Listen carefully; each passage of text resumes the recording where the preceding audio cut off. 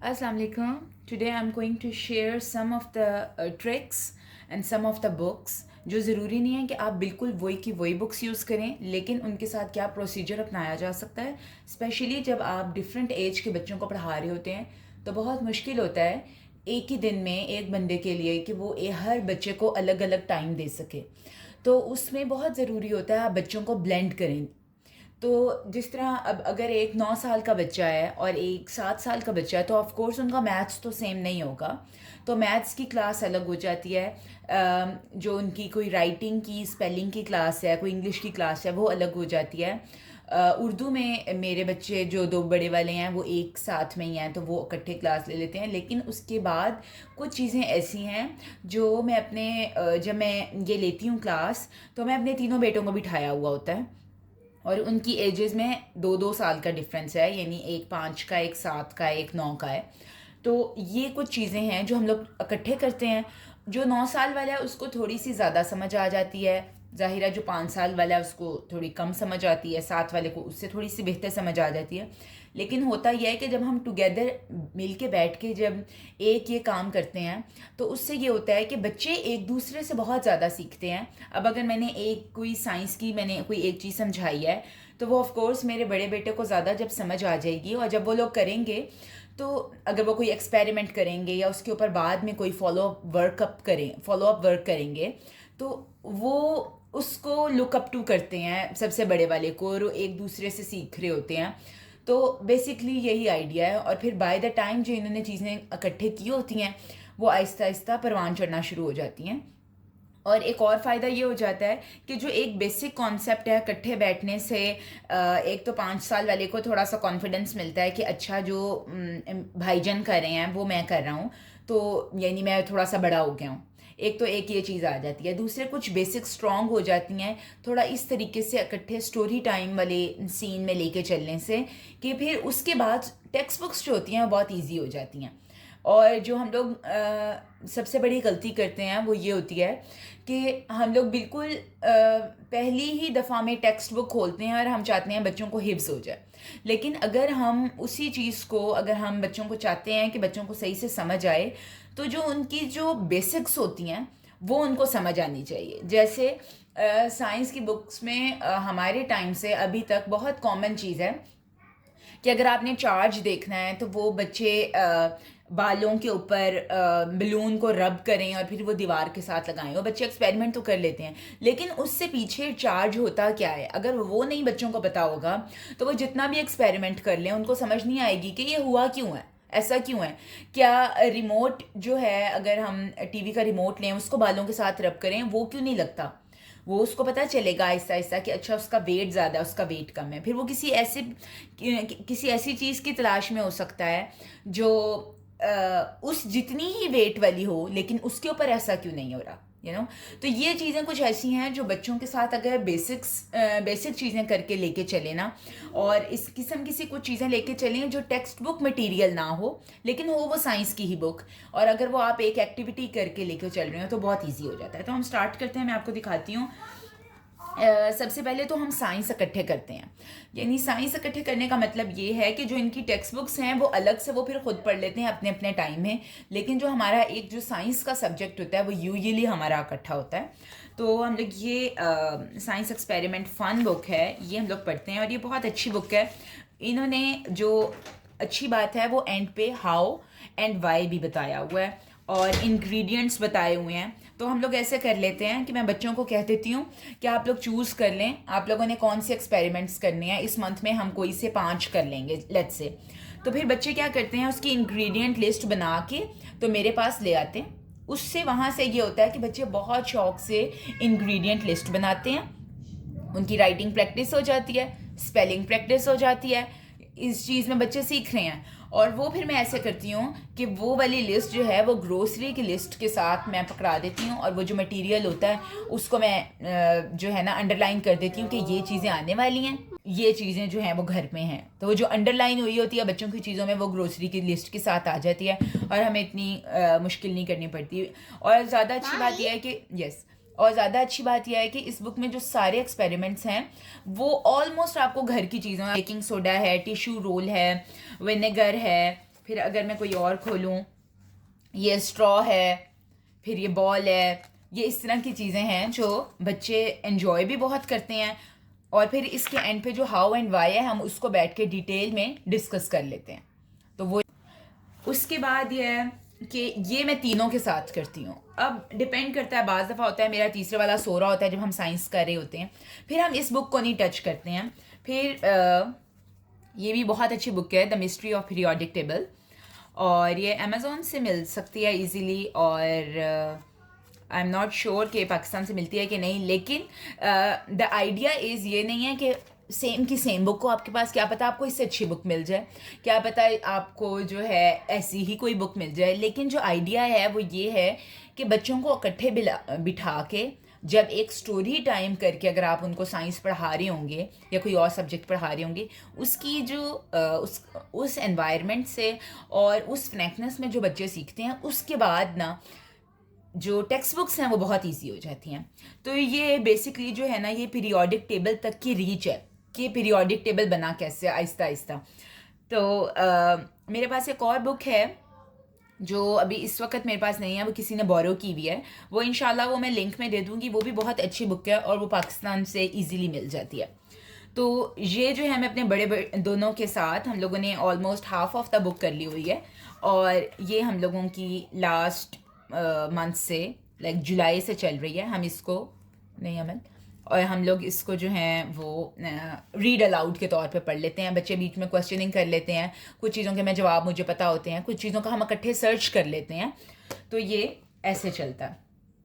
उसके बाद जो है ये मैंने एक बुक मंगवाई थी, और जब मैंने ये बुक मंगवाई थी कि हर बुक जो है वो जैसी आपने सोची होती है वैसी नहीं निकलती है। इवन अगर आप स्किम भी कर लें और आप देख भी लें, ऑल्दो अगर ये बुक मैंने थोड़ी सी स्किम की होती और मैं थोड़ा सा देख के लेती तो मुझे पता चल जाता है। लेकिन ये मैंने बुक ऑनलाइन मंगवाई, और जो मैं इसके बारे में एक्सपेक्ट कर रही थी ये बुक वैसी नहीं निकली। मेरा ख्याल था कि इसके बारे में बेसिक जो एक ट्रीज़ होती हैं उनकी जो एक जो इकट्ठा जो एक नेटवर्क होता है, और एक जो सारे बेसिक बातें होती हैं ट्रीज़ की, शायद वो इसके बारे में होगी, क्योंकि वो कह रहे हैं कि a concise guide to trees. तो मैंने उस हिसाब से नहीं देखा, मैंने सोचा कि ये ट्रीज़ के बारे में होगी।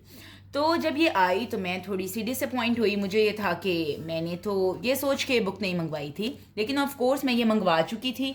मैंने इसको कुछ टाइम रखा, मैंने सोचा कि मैं देखूंगी कि हमने इसको किस तरह करना है। फिर मुझे आइडिया आया कि हम कुछ ऐसे कर लेते हैं कि हम लोग क्या करते हैं, अब इस बुक को इस तरह यूज़ करते हैं कि हम इसकी रीडिंग कर लेते हैं। जिस तरह हमने कुछ ट्रीज़ वगैरह जो हैं इससे बनाए हुए हैं, हम थोड़ा सा इस तरह कर लेते हैं जैसे ये क्वेवर ट्री है। फिर हम लोग इसका पढ़ लेते हैं कि ये है कहाँ पे, इसकी हाइट क्या है, इसके कुछ फैक्ट्स पढ़ लेते हैं, इसका फ्रूट क्या है, लीफ फ्लावर्स कैसे हैं, इसको हम थोड़ा सा ऐसे देख लेते हैं। फिर हम इसको थोड़ा सा सर्च कर लेते हैं, हमें यूट्यूब के ऊपर इसकी कोई छोटी सी डॉक्यूमेंट्री टाइप अगर कोई वीडियो मिल जाती है, या कभी कोई ट्रैवल में मिल जाती है, कभी कोई नहीं भी मिलती है, कभी किसी ट्री की। लेकिन उसके बाद अब हम क्या करते हैं, हम इस ट्री को ड्रॉ कर लेते हैं, और वो सारे बच्चे ड्रॉ करते हैं। अब ये काम भी तीनों बच्चे करते हैं। अब हर बच्चा अपने अपने हिसाब से जो है वो ट्रीज़ बना लेता है, लेकिन ये है कि वो जो बना रहे हैं उनको सेंस समझ आ रही है। अब ये जो है ये 5 साल वाले की है, इसी तरह साथ में जो है 7 साल वाला भी बैठा होता है, ये उसकी है, और इसी तरह जो 9 साल का है वो भी इधर ही बैठा होता है, और साल वाला है वो भी इधर बैठा होता है, और वो जो है, तो ये जो है हर बच्चा अपने तरीके से उसको अब्जॉर्ब कर लेता है। लेकिन इससे मेरा बहुत टाइम बच जाता है कि मुझे बच्चों को अलग अलग नहीं बिठा के करवाना पड़ता। हम लोग एक ही ये चीज़ लेते हैं। आर्ट्स का हमेशा हमारा इकट्ठा होता है।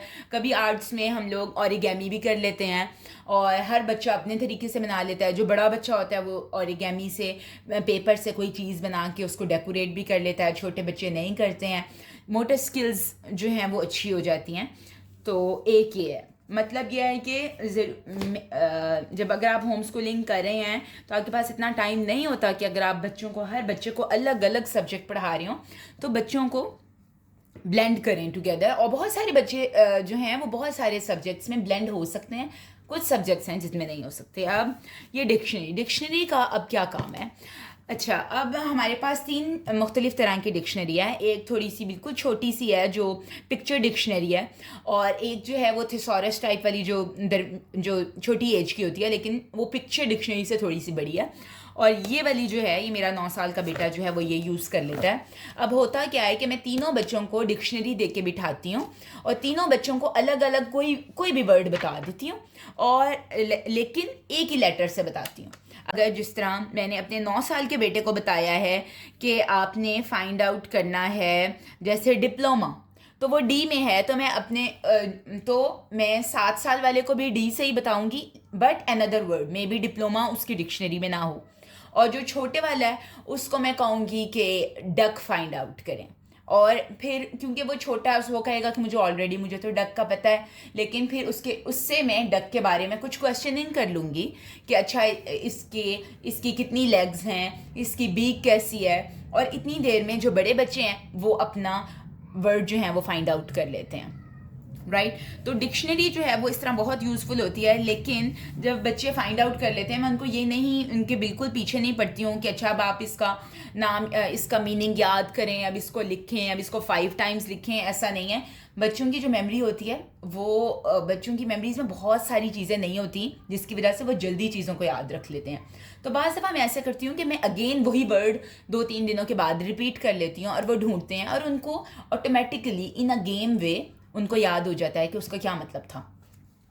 और वैसे भी वोकेबलरी मेरे नज़दीक ऐसे नहीं है कि आप रट्टे लगा के याद करें। वोकेबलरी जो है वो आपको राइटिंग और रीडिंग से ही ज़्यादा आती है, लिसनिंग से आती है, तो वो चीज़ें। उसके बाद हम लोग जो एक इकट्ठा जो टाइम यूज़ करते हैं वो है इस्लामिक स्टडीज़ का। इस्लामिक स्टडीज़ भी अगेन यही कि जब मैं इस तरह वाली उनके साथ बुक्स पढ़ती हूँ, तो उसके बाद बच्चों को इस्लामिक स्टडीज़ की टेक्स्ट बुक्स जो हैं वो बहुत ईजी लगना शुरू हो जाती हैं। तो ये वाली बुक जो है प्रॉफिट मोहम्मद सल्लल्लाहु अलैहि वसल्लम 365 डेज प्रॉफिट मोहम्मद सल्लल्लाहु अलैहि वसल्लम स्टोरीज़, ये हम लोग ऑलरेडी रात वाली टाइम में ये हम ख़त्म कर चुके हुए हैं। और अब आजकल जो है ये हमारी 365 डेज़ विद कुरान चल रही है, और इसके भी हम ऑलमोस्ट जो हैं ये 27 आई गेस 27 ये हम कर चुके हुए हैं। और ये छोटी छोटी सी शॉर्ट सी स्टोरीज़ होती हैं, कभी 2 कर लेते हैं, कभी 3 कर लेते हैं। जो 365 डेज़ ऑफ कुरान है, इसकी वोकेबलरी थोड़ी सी इजी है, लेकिन इसके अंदर जो है छोटे बच्चों के हिसाब से थोड़ी सी वोकेबलरी जो है वो मुश्किल यूज़ हुई हुई है। तो बाज़ दफ़ा मैं ये करती हूँ कि ऑल्टरनेट वर्ड्स यूज़ कर लेती हूँ ताकि छोटे बच्चों को सही से समझ आ जाए। बाज़ दफ़ा मैं मुश्किल ही वर्ड यूज़ करती हूँ, तो बच्चे पूछते हैं इसका क्या मतलब है, तो फिर ये मिक्स एंड मैच करके हो जाता है। लेकिन नाइट टाइम में ये यूज़ करने से एक तो हमारा इस्लामिक स्टडीज़ कवर हो जाता है, बच्चों का रीड अलाउड हो जाता है, और अगर कभी वो चेंज करना चाहते हैं बुक चेंज भी कर लेते हैं। तो रीड अलाउड में हमारी बहुत सारी सीरीज़ हैं, लेकिन जो एक मेन गोल होता है कि मैंने जो है इस साल ये बुक और ये बुक फिनिश करनी है रीड अलाउड में, तो वो फिर बेसिकली मैंने ऐसे गोल में रखी हुई होती हैं। लेकिन अक्सर ऐसे होता है कि हफ्ते में 2 दिन बच्चे कह देते हैं कि हमने स्लीपिंग टाइम वाली स्टोरी सुननी है, या कोई निंजा टाइप स्टोरी सुननी है, या कोई उर्दू की भी स्टोरीज़ हो जाती हैं कभी, तो वो ये इस तरह हम लोग बहुत सारी चीज़ें इकट्ठे भी मैनेज करते हैं। अभी भी कुछ चीज़ें ऐसे हैं जो हम इकट्ठे करते हैं, लेकिन ये 4 सब्जेक्ट्स जो हैं ये वो ऐसे हैं जो हम बहुत टाइम से कंटिन्यूसली करते आ रहे हैं। ऑफ कोर्स होम स्कूलिंग में यह है कि रूटीन चेंज होती रहती है। ज़रूरी नहीं है कि अभी आजकल जिस तरह हम कुछ महीनों से डिक्शनरी वाली गेम कर रहे हैं, तो वैसे तो बच्चे एंजॉय कर रहे हैं जिसकी वजह से हम किए चले जा रहे हैं ये गेम, लेकिन कुछ टाइम के बाद शायद अगर हमें कोई और मिल जाएगी हम उसके ऊपर स्विच कर जाएंगे, ये कुछ टाइम के लिए पॉज हो जाएगी। तो रूटीन को चेंज भी करते रहना चाहिए, लेकिन कुछ चीज़ें होती हैं अगर आप उनके साथ ही रहें तो वो उस तरह वाली भी सही होती हैं और बच्चे उसको एंजॉय भी कर रहे होते हैं। So that was it.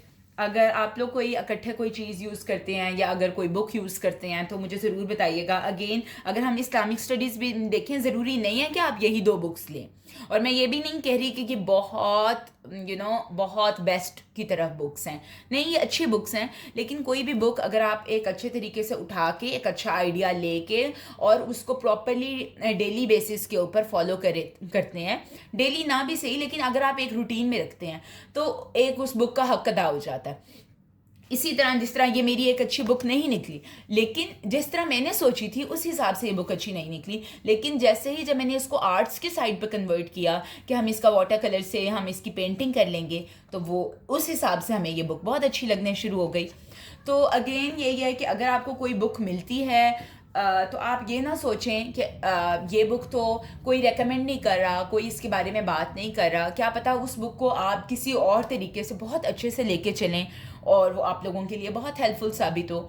तो so never just look for the curriculum for the specific books.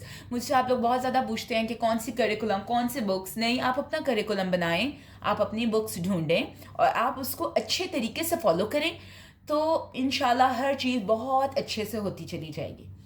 ठीक है, so thank you so much, till next time, अस्सलाम वालेकुम।